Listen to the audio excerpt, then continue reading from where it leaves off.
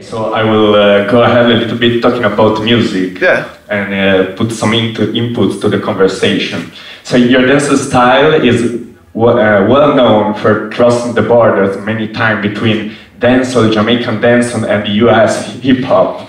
For example, I mean, like your big tune, This Is Why I'm Hot, also your latest single, I'm Too Hot.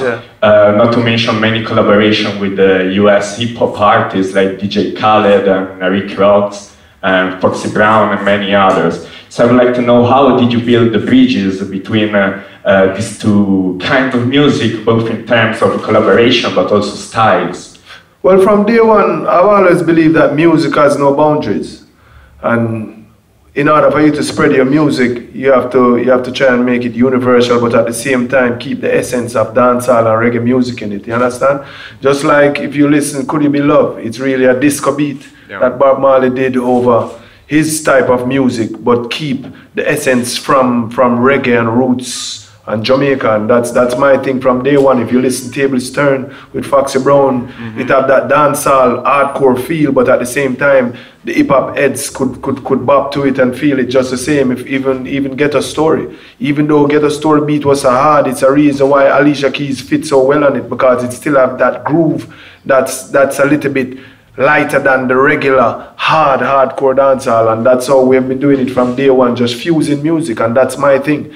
We fuse music, we fuse sounds, and we try to capture as many audience that we can capture by fusing music and sounds. Yeah, and so it's like a natural collaboration between the two styles and between the artists coming from these two different decades. Yeah, it's natural because, as I said, music has no boundary. Music has no boundary. Whatever we feel, all right. To me, an artist is like a mirror of society. Whatever society reflects, we tend to reflect it back in the studio with music, words, and melodies and sounds. And that's how we've been doing it from day one. Nothing has changed. Yeah, man. Another influence in which I'm really interested from my personal state is the kind of influence coming from electronic music, which is really a big thing now in the US, like talking about like trap music and Moombaton, and dancehall lately has been really influenced by this kind of sound. So what do you think about this thing, and if you like to work with this kind of rhythms? Well, we are open to all different sounds and all different type of music. If you listen back way on one of my singles the last 2 years, they have electronic sounds in the beat, even though it's a dancehall beat. So as far as music, we just explore. We just explore, and we choose to just use the studio to have fun, and not just to cage ourselves in a box and say, oh, this is not dancehall or this is not reggae, but just keep the authentic vibe, and we just explore and have fun with the music from there. Yeah. And how is to play this kind of sounds in the live show? How is it with the Mad People band? Yo, it's crazy. My band especially have to be a band of diverse nature. If you listen my songs from my first album, Wow the Story, you had the beginning and you had another level. Another level you had songs like Hands Off My Property, This Is Not Monopoly. And most of those sounds aren't sounds that are used on a daily basis in dancehall or reggae. So my band, the Mad People Gang, that is a reason why they're called Mad People. They just play mad. I love that. So I invite you all now again to make some questions if you have some interest in dealing with some topics with Mr. Cham. Yes, please. Hello, Nates from Radio Slovenia International. Just want to know, you were talking about the experience of always getting into the studio with the same kind of enthusiasm. But the two songs were recorded in Jamaica, and the rest was recorded in Florida, right? Which two? From Lawless. Okay.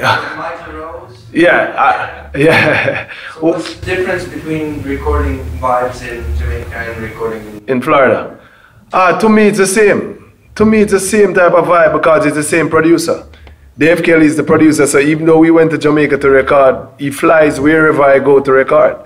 Just like Tables Turn, he flew to New York to record Tables Turn with Foxy Brown. So it's not a different vibe in the studio. We create our own environment wherever we go. We could set up the studio right here, and you would hear it and think that we did it in Jamaica.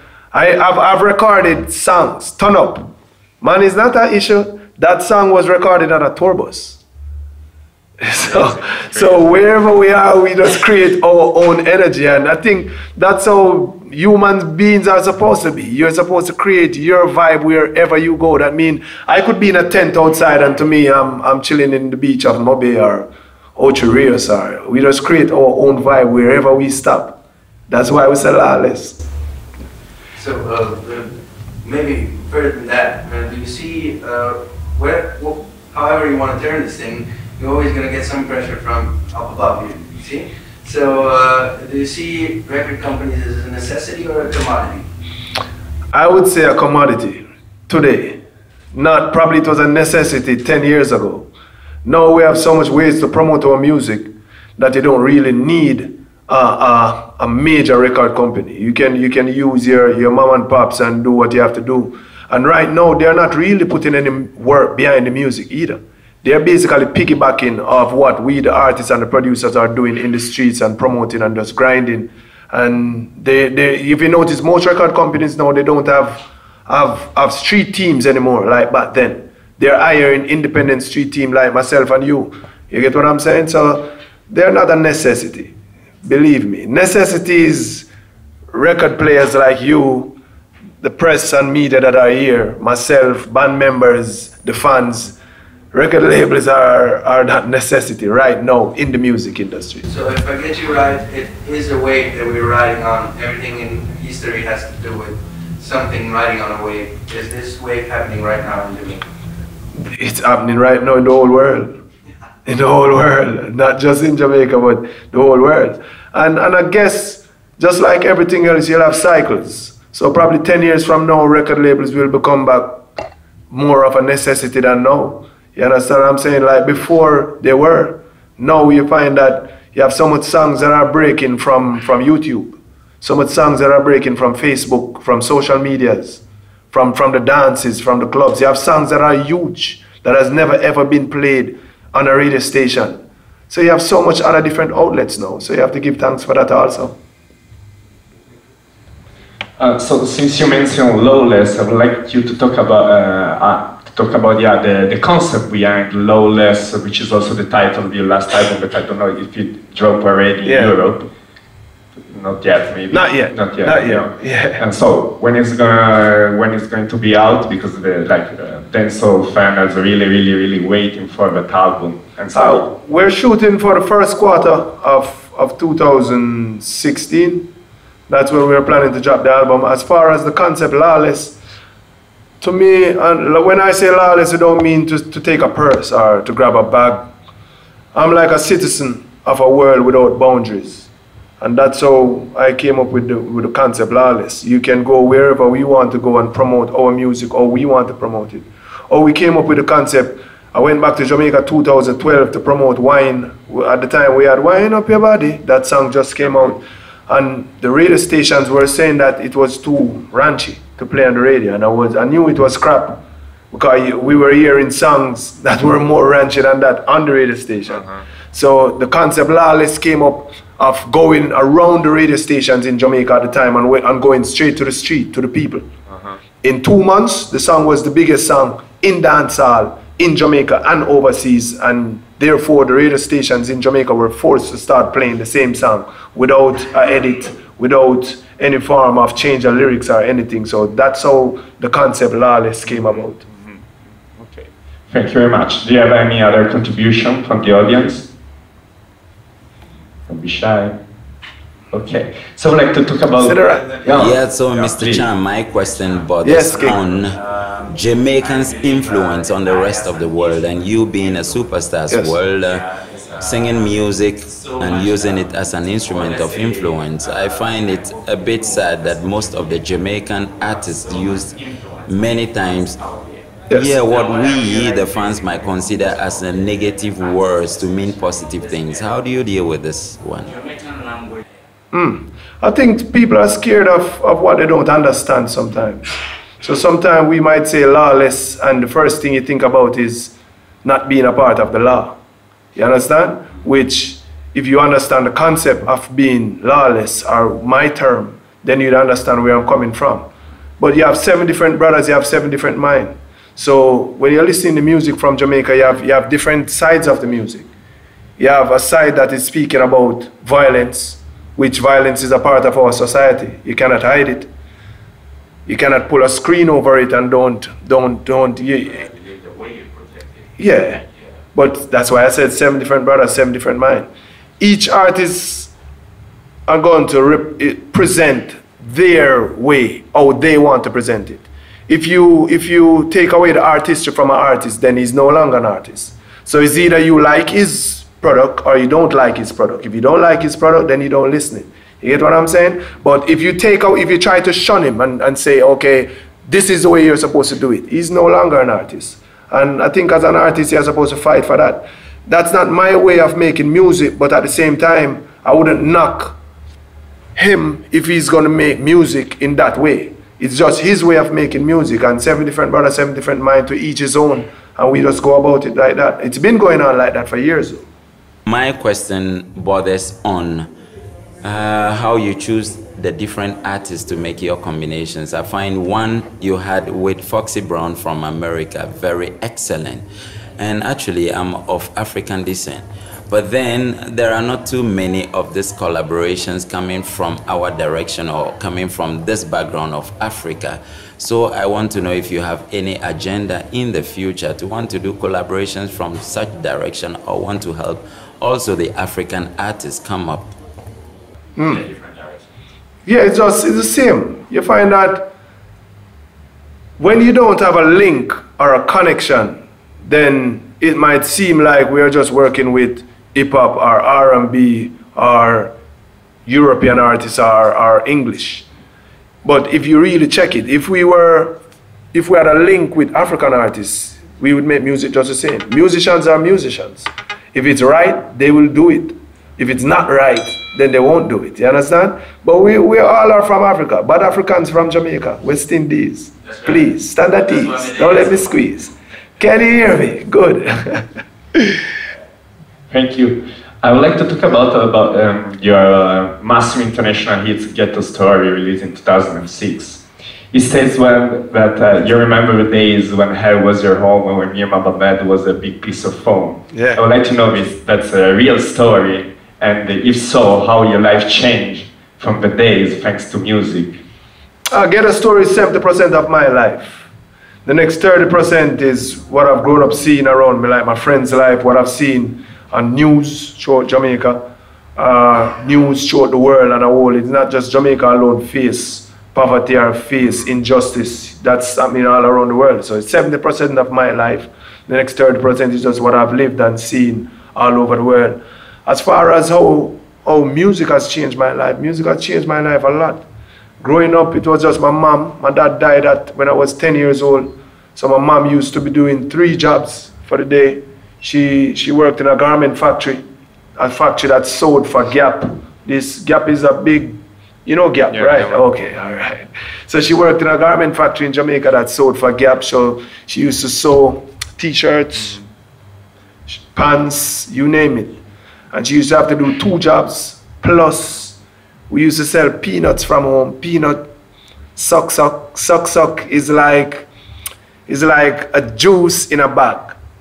Okay. Yes, a juice. So they basically mix the juice, put it in the bag, and they would seal it. So we used to sell that from home just to make sure we could afford to go to school, because it was 4 of us.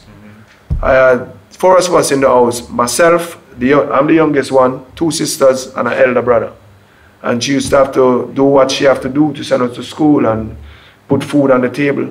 So as far as music has changed my life so much. Music has basically helped me to be able to afford to tell my mom she doesn't have to work anymore. You understand? Music has helped so much of my friends. My road manager on the road when I'm touring is my friend from day one. My band manager that carries the band equipments is my friends from day one that used to be in the struggle just the same. So music has helped not just me, but a lot of people around us, and even people that are not here. You have people that are working on the t-shirt line, the clothing line. It's just the same. That's the same music. Without music, you wouldn't have all these different stems and all these different branches and we are hiring people, and we are providing work and providing food and other people's table. So we have to give thanks for music, yo. Dancehall music can tackle topics like this, like get to living and struggle, but at the same time it's party music and it speaks about enjoying life. Fun. And this is one of the things that I really love about dancehall. Well, can you tell us something about this dimension, this double dimension of dancehall, how it is a living dancehall in Jamaica? Well, our dancehall was formed. Dancehall was a way in Jamaica for people to forget the oppression, to forget struggles. You find that from day one, it's been like that in Jamaica, where the dollar is so weak that people can't even afford by right to be partying every day. But if they don't party every day, then they will have that stress on their brain and they'll probably get mad or crazy or something. So dancehall was created for that environment. So people could forget what's going on in their jobs or forget their bills, their monthly bills, and just go party for that 2-3 hours and forget whatever politics is going on in the world or whatever that's bad, and just enjoy that 3 hours, that nothing else is there but just fun. So that's why most of dancehall music are like that. They're stemmed from just people having fun. People don't really want to go party and think about what the politicians are doing. They really just want to just free their mind and just enjoy themselves, and dancehall music has been able to provide that for dancehall in Jamaica and out in the world and a whole from day one. Yeah, man. We are running short of time, so any other question from the audience? Okay, I would like to ask one question that I'm really interested in, also because of personal taste. You already mentioned Dave Kelly is one of my favorite producers, like working for my favorite label, like Madhouse and Penthouse. And, yeah, I produce rhythms like Joyride and Fiesta and the Showtime, which is one of the biggest dancehall rhythm of all time, I think. And so I would like to know how he's working with Dave Kelly, and also like to know if which is the golden age of dancehall, because like I'm really into the 90s dancehall and like the rhythms I mentioned. Dave Kelly, working with Dave Kelly is my dream. That was my dream from day one. Dave Kelly was responsible for Buju Banton's career, Terror Fabulous career, Nadine Sutherland, you name them. So much legends that came out. Garnet Silk, Tony Rebel, because he was the producer of Penthouse before he branched off and formed his own label, Madhouse Records. So when attending school, I used to stop by the studio every day in my school uniform. Used to see Buju Banton, Tony Rebel, Garnet Silk, and it was just a dream to just be in the studio. At that time, we couldn't get in the studio. We used to be on the outside by the gate. So you just see the artists pull up in their car and beep, beep, and go in the studio. So I would stay outside the studio and wait. And one day we caught Dave Kelly while he was coming out and did an audition for him right there. And ever since then, we have been making music ever since then. As far as working with him in the studio, he's the closest. There's no one in the world that's perfect. The only person who's perfect is God. And he's the closest thing to perfection in the studio. You won't slip anything, any pronunciation. And I think that's the reason why I respect him and care for him so much, because of the importance that he stressed on being in the studio, delivering in the studio, making sure that the last song, to him, your last song, you're as good as your last song. So we have songs that we think were great, that never ever released. He has a song with Bounty Killer, Beenie Man, and myself that was done 1999 that no one has ever heard. Which producer would have Beenie Man, Bounty Killer, and Baby Cham on the same track and don't release it? But to him, it's like it wasn't as good as Look Into My Eye or Me Have to Rate Every Youth to Hold the Faith. It wasn't as good as those songs. So he was like, you know what? The world is not going to hear it. It's crazy, but he's one of them dudes, and he's a good individual, because he's one of them. It's rare you find people in entertainment industry that don't want to be known. And if you check the history, there's not a photograph of Dave Kelly anywhere. He has never been in a video. So to him, it's about the work and the music that needs to be done. It's not about hype. It's not about egos or individual. As our creative juices flow, we stick to the philosophy of using the studio to have fun. That's his philosophy. Okay. So thank you very much again for being here. Thank you. For your availability. And one last question. Yes. the tonight's show is your first time in Slovenia, as well as your first time at Overjam International Reggae Festival. So the question is, what do you expect from Overjam Massive tonight, and what should Overjam Massive expect from your show? Well, I was told that, especially this part of Slovenia, you have the nicest females in the world. That's what they told me. So I'm expecting to see all the nicest females. I'm expecting to see a crazy vibe. Before I came here, they told me that it would remind me of the countryside of Jamaica, which to me, it really reminds me of the countryside of Jamaica.